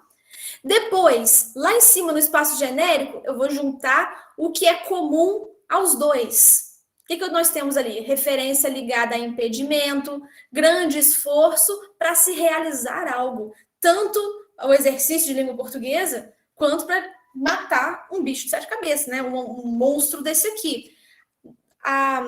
Dentro do espaço genérico, tem que valer para os dois, tá certo? E aí, por fim, no último ponto ali, nós temos a expressão, né, criada. Então, o exercício de língua portuguesa é um bicho de sete cabeças. É ali que ele vai ser, que essa metáfora ela vai ser criada, tá bom? Por meio de projeções, eu preciso de contexto, eu preciso ativar, né, a minha base experiencial, né, as minhas experiências de vida, tudo que eu tenho armazenado na minha mente para poder criar essa mesclagem.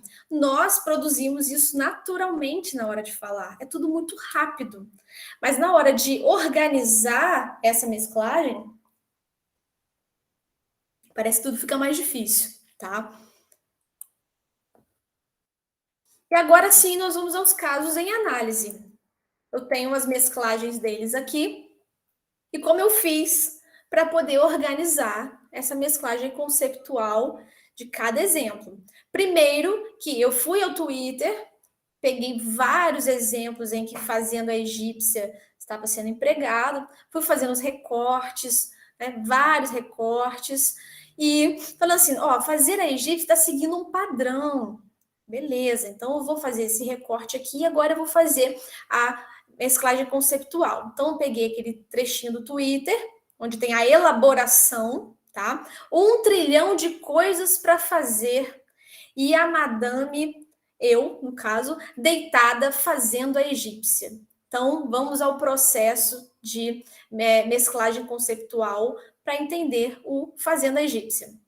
Então nós temos aqui nos inputs, né? Nos domínios, fonte e alvo. Domínio fonte é ligado à cultura, tá? Então vamos pensar no fazer a egípcia. Por que eu coloquei o domínio cultura? Porque eu voltei na minha base, tá? Na minha experiência cultural, na minha base cultural. Domínio cultura. Então o que eu posso dizer dessa construção aí? Pode ser uma referência ligada a pinturas egípcias. Sim, né? Já que eu estou usando a palavra egípcia. Feições de superioridade. Já repararam que as pinturas egípcias, né? Parece que todo mundo com o nariz em pé, que é a tal da lei da frontalidade, em que você tem a representação deles assim, dá, né, esse feeling aí de superioridade na pintura. Beleza, essa é a parte cultural. Agora a gente vai, né, fazer essa projeção para o domínio alvo, né? Foi o fonte, agora alvo. Agora eu já tenho o momento de fala, o momento em que a pessoa abriu o Twitter e escreveu que, né, um monte de coisa para fazer, deitada fazendo a egípcia. Vamos pegar agora, vamos fazer a mesclagem em relação a isso. Agora eu já tenho um domínio comportamento. Ou seja, é um comportamento que ela adotou. Não deveria, né? Mas adotou naquele momento. Então, e o que eu posso dizer? Quais são, né, as implicações? O que eu posso dizer dentro desse contexto aí? Um comportamento de indiferença. Ela olhou aquela pia lá suja. Falou assim, não, tô nem vendo não. Isso aqui não é comigo não. Desinteresse, inércia, né? Esse fingir o desinteresse, beleza. Tudo isso aqui ligado à situação concreta. Depois a gente junta lá no espaço genérico o que tanto vale para um quanto vale para outro. Então eu tenho uma referência ligada ao desinteresse ou possível comportamento de superioridade, né, ou simplesmente de desinteresse em relação a alguém. Porque você pode fazer a egípcia em relação a alguém, tipo, não estou interessado. Pode ser em relação à sua pia que está suja, né, a sua louça que está suja. Pode ser uma pessoa, pode ser uma louça, tá certo? Beleza. A partir desse processo, nós temos, então, né, a elaboração no espaço mescla. 1 trilhão de coisas para fazer e a madame deitada fazendo a egípcia. Então, para poder entender como funciona, né, o processo de mesclagem conceptual de fazenda egípcia, a gente faz por esse esqueminha aí, muito bonitinho, proposto pela linguística cognitiva. Então, vamos para o segundo, tá? Entenderam? Porque a gente vai fazer uma atividade agora no final, eu vou pedir para que vocês façam também uma mesclagem, tá bem? Então, prestem atenção nesse processo, qual vai primeiro, qual vai depois, para a gente poder organizar isso. O segundo é o pedir biscoito. Então, temos ali um recorte do Twitter dizendo assim: se cada um me seguisse lá na Twitch, pena que tenho vergonha de pedir biscoito. Aquela risadinha ali. Beleza, vamos aos domínios. Domínio fonte. Então, aqui, pedir biscoito, o que eu tenho aqui de domínio fonte? É um alimento, né? Beleza. Biscoito é recompensa dada a animais como forma de gratificação. Isso eu pesquisei na internet, tá, gente? Eu pesquisei muito sobre a origem do pedir biscoito. E quando eu falei, realmente, você pedir biscoito, essa gratificação dada aos animais, acontece muito, a gente vê isso sempre. O cachorrinho fez xixi no lugar certo, dá um biscoitinho para ele. Inclusive, preciso fazer isso aqui em casa, que não tá funcionando, não. Depois, ganha-se biscoito por boas ações. Beleza, não estou dizendo quem, ok? Fui pro input 2, alvo. Comportamento. Mais uma vez, eu tenho aqui uma expressão idiomática voltada ao comportamento. Não preciso necessariamente colocar comportamento em tudo, não, tá, gente? É porque esse domínio é comportamento naquele contexto. Então, dentro desse momento de fala aqui, né, necessidade de receber compensações, elogios, né? O cara tá ali, ó, ele tem vergonha de pedir biscoito lá na Twitch. Exposição, publicação de fotos e conteúdos para obter likes, né? O tal do biscoitar também, né? Transformando aí o substantivo em verbo. Por fim, na junção entre os dois domínios, nós temos lá no espaço genérico uma referência ligada a atitudes de usuários das redes sociais, quando querem o quê? Chamar atenção, necessidade de receber elogio, né?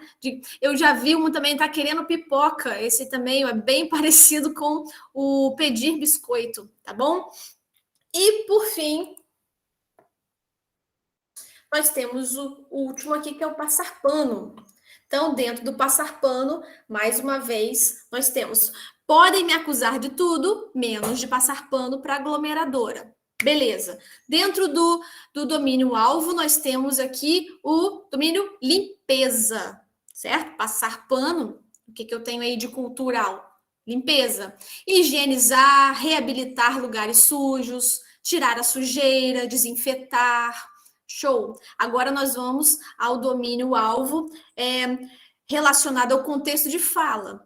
Acobertar, omitir algo negativo sobre alguém, perdoar uma ação negativa.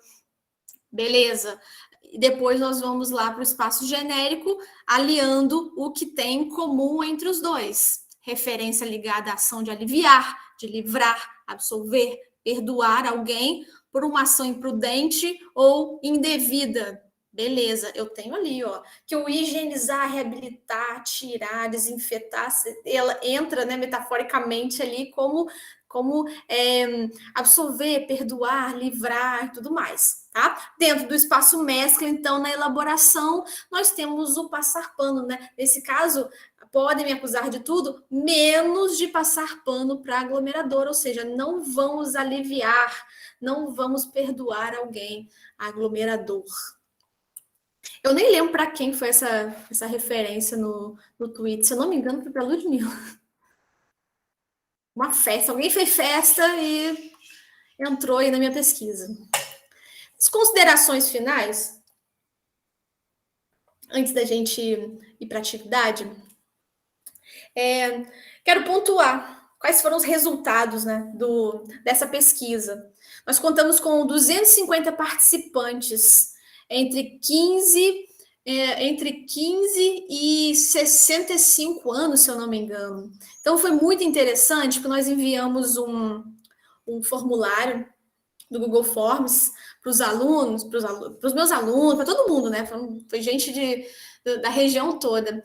E pessoas mais velhas, né? Poxa, 63 anos, 65 anos, respondendo numa boa, achando interessante, né? Sem aquele preconceito linguístico em relação não, mas isso aqui não, da minha época que é expressão idiomática, né? Sem esse preconceito, essa coisa pejorativa. Tá? Muito interessante. E outros que falam assim: não conheço, mas achei interessante, o passar pano eu poderia usar, tá? E no final da pesquisa, eu também coloquei um espaço para o pessoal colocar algumas expressões idiomáticas, alguns termos, né, algumas construções que eles pensaram que, isso pode ser uma expressão idiomática também, vou colocar aqui. E então nós conseguimos juntar uma lista de expressões e de termos, porque nem todo mundo conseguiu colocar de fato uma expressão idiomática, então alguns termos assim fogem um pouco da nossa pesquisa, mas são interessantes também para outras análises, e foi muito, muito, muito interessante. E quais foram os resultados, né, as considerações em relação a isso? Esse mini curso, assim como passar a borracha, boa essa. Já vai guardando aí, Fátima, que a gente vai trabalhar isso aí daqui a pouquinho. Então, tanto o artigo, né, quanto esse mini curso objetivou analisar o quê? Os processos de gênese e possível cristalização de expressões idiomáticas modernas. Eu coloquei esse nome de expressão idiomática moderna agora porque são expressões que, nesse momento, elas estão assim no auge. Daqui a um tempo, esse título expressão idiomática moderna já não vai valer tanto, né? Mas quando a pessoa pegar para analisar, olha, uma tal de professora Stephanie Gumiero fez um artigo de expressão idiomática, pessoal, lá em 2030, né? Pô, mas isso aqui não tem nada de moderno, não, já tem um tempão, isso aqui já é coisa de velho. Mas é assim que funciona, né?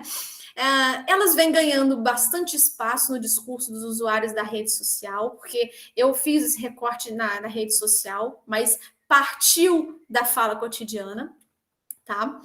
Dessa análise, com base na teoria, né, com base na vertente da linguística cognitiva, né, dos pressupostos, dos pilares, dos teóricos dessa área, né, a análise mostrou que os fatores extralinguísticos foram primordiais para a criação e, posteriormente, a adoção dessas expressões nas interações dos falantes. Tá?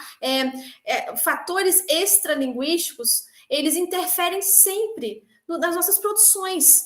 Tá? O nosso módulo da linguagem, ele está conectado a outros módulos também, foi o que nós vimos hoje. E em relação às expressões idiomáticas elencadas, né, foi verificado um forte percurso, porque dos 250 participantes, um número bem pequeno não reconhecia, e o que fez essa diferença foi sim o critério de idade. Curioso também, porque elas são mais reconhecidas e usadas, né, por pessoas mais jovens, entre 15 e 45 anos, e principalmente mulheres, tá? E aí tem até uma observação que eu fiz, porque o quantitativo também, né? Tivemos muitas mulheres participando, e nessa separação, né, público feminino, público masculino, essas expressões são mais reconhecidas, né, entre o público feminino. Essas, tá? Principalmente o fazer a egípcia. As outras não, já teve um balanço melhor. E o passar pano foi sucesso, porque até quem não conhecia o passar pano, no final do questionário, colocou um ponto positivo, achou interessante o processamento dessa expressão idiomática. E aí, o que eu vou fazer? Proposta para vocês, para a gente poder encerrar o curso, tá? Outra coisa, antes da gente começar aqui, se vocês tiverem alguma dúvida, quiserem perguntar alguma coisa, tá? Este é o momento. Só que, enquanto isso, eu vou parar de projetar aqui, porque a Aline vai projetar para mim. Nós vamos fazer uma pequena atividade, tá ok? Eu tô falando tá ok toda hora. Nós vamos fazer uma pequena atividade para poder testar como vocês estão fazendo esse processo de mesclagem conceptual, tá ok? Eu vou colocar até aqui para vocês. A expressão idiomática tá ok, né? Pô, vai não, aí me ferra. Aguiar, foi feio para mim, né? Ficou triste para mim. Enfim, deixa esse tá ok para lá. Vamos lá. Eu quero que vocês façam comigo aqui uma mesclagem, tá bom? Eu separei pra gente aqui o dar um gelo. Também não é tão nova, não posso dizer assim, nossa, uma expressão idiomática moderna, moderninha, nem tanto, ela é um pouco mais antiga que as outras. Já tem música, tá? Já tem um tempinho que essa expressão idiomática ela já funciona dentro do código. E agora eu quero a participação de vocês, tá? Porque eu tô de olho no chat aqui. E a Aline vai colocar, né, as informações que vocês vão passar para mim para inserir nos inputs, beleza? Então, esse é o momento de não ter vergonha e conversar com a professora. Então, vamos lá. O que vocês poderiam me dizer? Eu vou ler aqui primeiro rapidinho, né? Qual é o recorte do Twitter. Me sinto uma completa trouxa quando falo, vou dar um gelo. Não vou falar com fulano. Mas puxa um assunto, eu não consigo ser ruim por muito tempo. Então, olha só a situação em que essa usuária do Twitter falou, né? Eu me sinto uma trouxa quando vou dar um gelo, mas a pessoa não consegue, tá? Então, vamos fazer a integração conceitual, ou mesclagem conceitual, para essa situação. E aí, primeiro vamos analisar os domínios, tá? Domínio fonte, domínio alvo. Então, eu vou dizer para vocês que para dar um gelo nesse contexto aí, a gente parte de um domínio fonte de substância. Nós temos gelo como substância, é um domínio substância. Coloca para a gente aí, Aline. Coloca lá em cima, pode colocar aí dentro mesmo? Depois a gente separa a questão da substância. Esse é o meu domínio.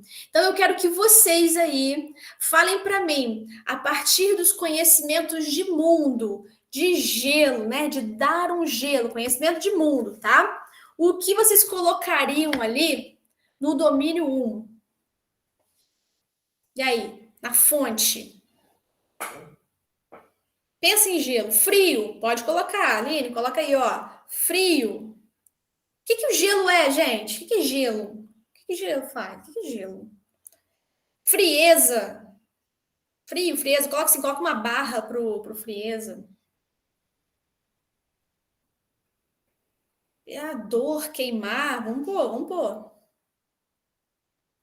Aí a Vitória colocou ignorar. Vitória, o ignorar acho que está mais para o contexto específico da fala. Vamos pensar aqui no contexto de informação que você tem mais real, de bagagem, para gelo, acho. Para dizer que o gelo, né, baixa temperatura, por exemplo, né? Congelado, geleira, baixa temperatura. Pode pôr aí, o Aline. Baixa temperatura. A gente pode dizer que é uma forma sólida da água. Olha quanta coisa a gente já colocou aqui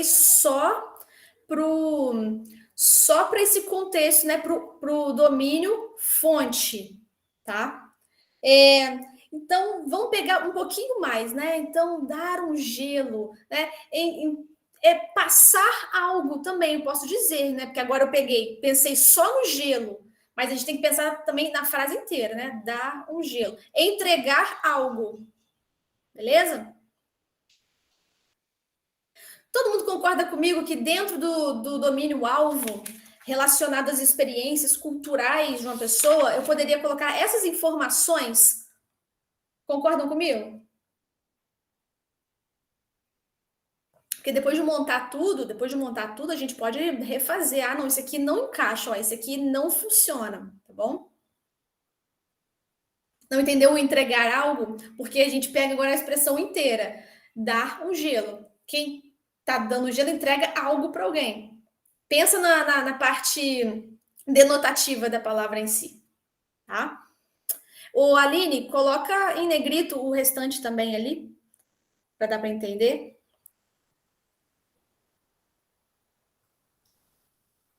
Isso. Beleza. Vamos agora para o domínio alvo. E aqui nós temos também um outro tipo de domínio relacionado a comportamento, tá? Então, nós temos substância, no segundo nós temos comportamento.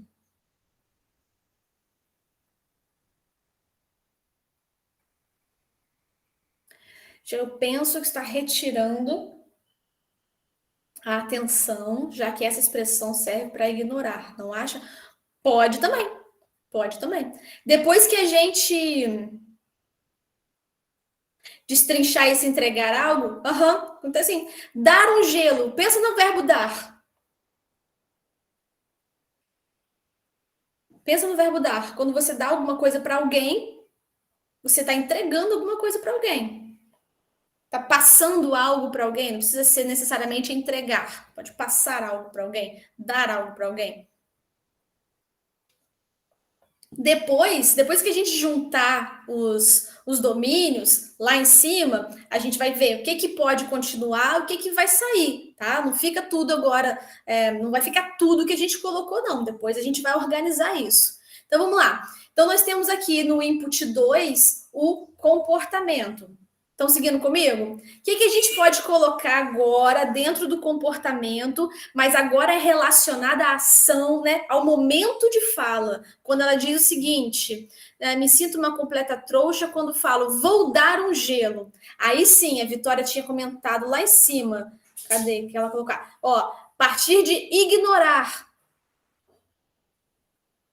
Sim, o verbo é esvaziado de sentido. Não, mas não nesse contexto, não nesse sentido. Ele é esvaziado de sentido quando a gente vai mudando os slots, entendeu? Pensa em dar gelo, dar um gelo, mais voltado pro denotativo. Foi isso que o entregar algo veio nesse sentido, tá? Vai fazer sentido quando chegar lá no espaço genérico. Prometo para vocês. Então vamos lá. A Vitória, você tinha colocado o ignorar. Mais alguém aí, Aguiar? Fala com a gente. Fátima. E aí, dentro do comportamento, ser distante. Ótimo, Bruno. Põe aí, ser distante.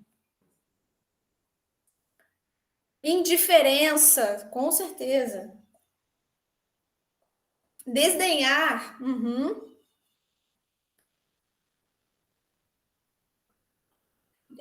Desconsideração também, né? Desprezar, tudo isso.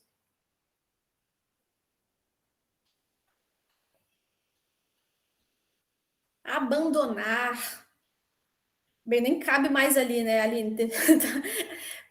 Nem coube mais.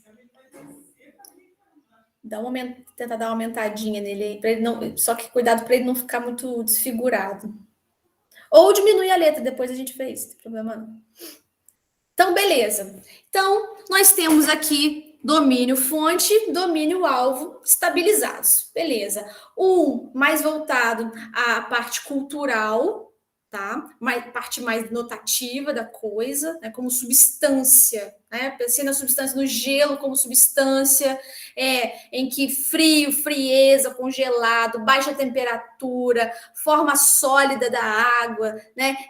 E o último ali que deu um pouquinho de problema, que é o entregar algo, né? O dar um gelo, entregar, pega a pedrinha de gelo e entrega para alguém. Pronto, tá bem denotativo.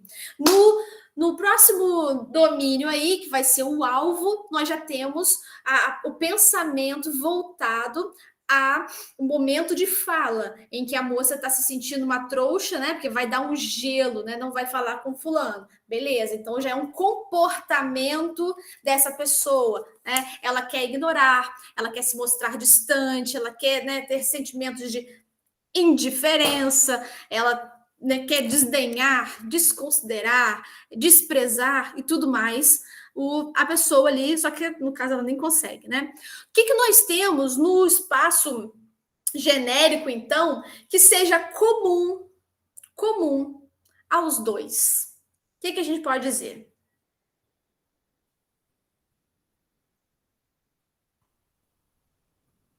O que vocês me dizem? O que é comum aos dois?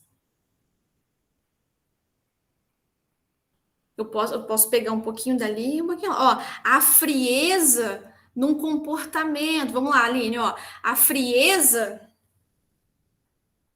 está ligada a um comportamento.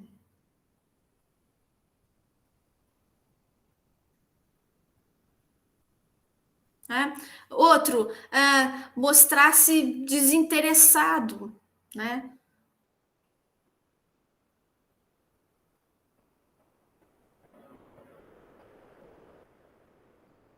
Desinteressado ou distante. Renegar, ó, a Vitória agora foi no fundo do coração ali. Baixa ou pouca interação. Adorei, Bruno. Coloca lá pra gente também, ô, Aline. Baixa ou pouca interação. Esse baixa e pouca interação lembra até, né, baixa temperatura. Nossa, foi perfeito esse, ficou muito bom. Bem, beleza. Olha só, já temos uma integração muito bem feita, por sinal, em que nós temos os domínios, né? Fonte, alvo, espaço genérico montado, e que no final o meu espaço mescla, né? Ele vai representar isso tudo.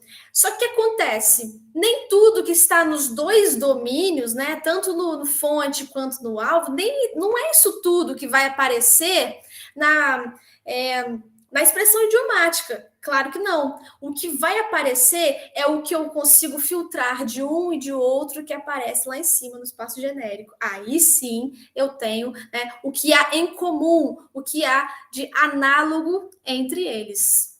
Beleza, gente? Deu para entender como funciona?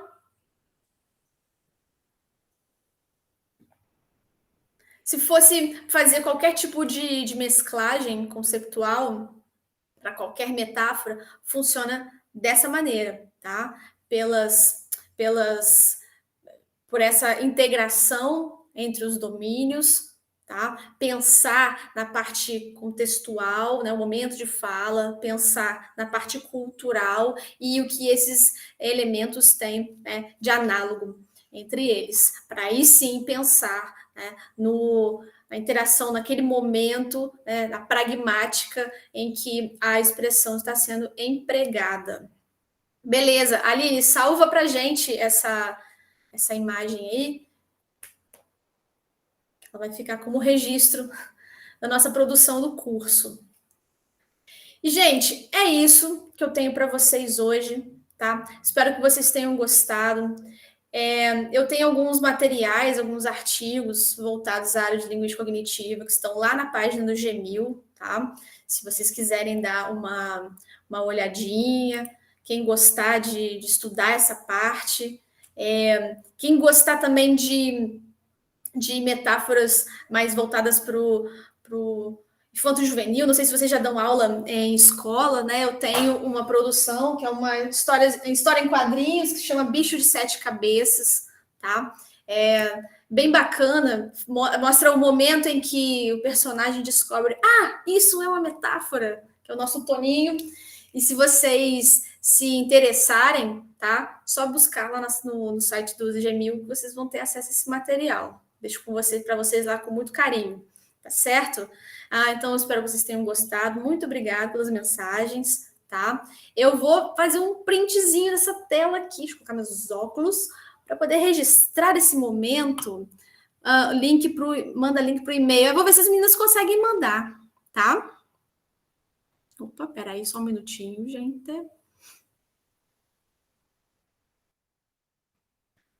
Chamada final aí, então, gente, para poder encerrar o curso, tá? Como é que funciona? Não entendi. Pode repetir? Oi, Vitória, abriu a câmera. Olá, muito prazer. O Tarles falou alguma coisa, mas eu também não entendi o que ele falou. Falei com a gente. Eduarda, você pode voltar?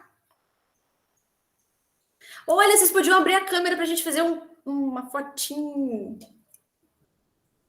Melhor, um fotinho, né? No final, vamos, quem pode? Quem pode abrir a câmera para a gente poder fazer essa foto? Opa, mais uma! Olá! Peraí que o pessoal está colocando aqui. Professor Stephanie, Roseni, olá. Oi, H, pode falar. perguntou isso. Já, quando você começou o seu doutorado, já estava no remoto? Foi, rapaz, foi. Foi um processo até bastante diferente. Foi tudo em formato remoto, né? Prova, Então você não deve conhecer ainda esse acusação. aqui não, né? Esse aí, não estou conseguindo enxergar. Aí. Medo, Mulher e Moral. Estudos em Semântica Cognitiva. Esse daqui é da nossa vice-diretora da UERJ, da Naira. Da Naira. Não, teve um evento um evento deles que eu participei em 2019.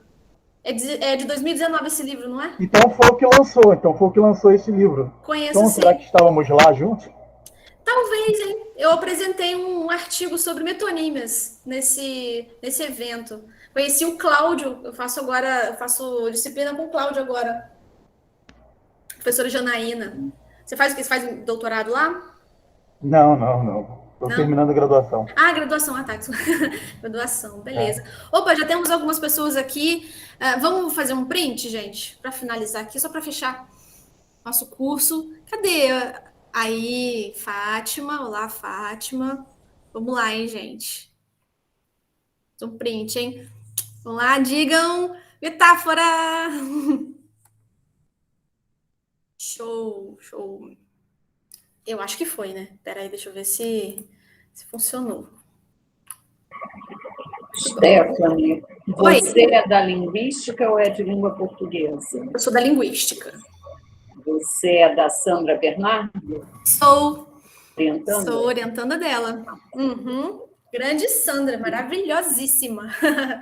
Maravilhosa. É professora de Linguística 4. Foi, né? Ah, sim. Esse semestre eu fiz textos seminais em teorias linguísticas com ela. Nossa, fantástico, fantástico.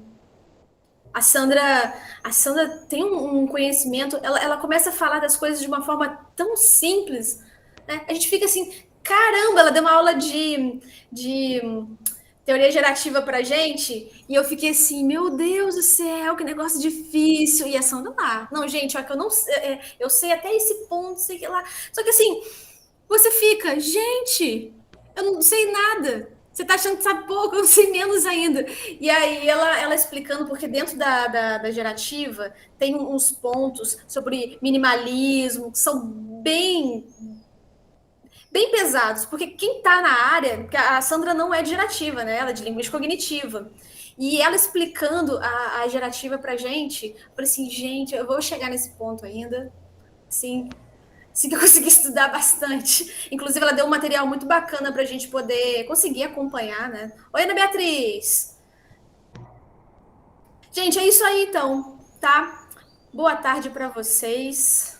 Até a próxima. A gente se encontra nos próximos cursos aí, Boa ok? tarde, Foi um foi prazer. maravilhoso. Muito Parabéns. obrigada.